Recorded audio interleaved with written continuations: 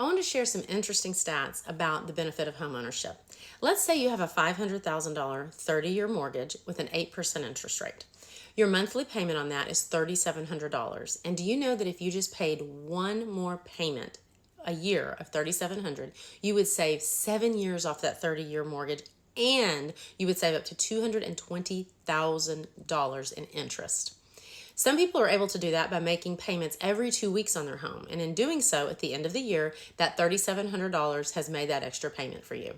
Of course, if you have a larger mortgage balance than $500,000, the payment would be bigger, but your savings would be bigger. And of course, the same goes if you have a lower mortgage payment. This is just one way you can create more equity in your home. Another interesting fact is that owning a home is the largest hedge against inflation. So I'm going to give you a little example of the purchasing power of $10,000 over time. In 1964, if you had $10,000, just 20 years later, you would have in 1984 $3,072 of that original $10,000. The same amount of money in 2004 is only worth $1,663, and in today's dollars, unfortunately, due to inflation, that $10,000 is only worth $1,002. Now let's take an example of doing $10,000 down on a $100,000 property back in 1963 over time.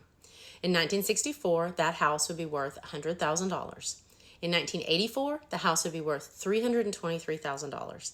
In 2004, it would be worth $600,000, and today, that $10,000 down payment on that $100,000 house would be well over $1 million. That is a huge difference. So not only is your home a great hedge against inflation, but you can also increase equity by just making one extra payment on principal a year. It will reduce the life of your loan and save you a lot of money in interest.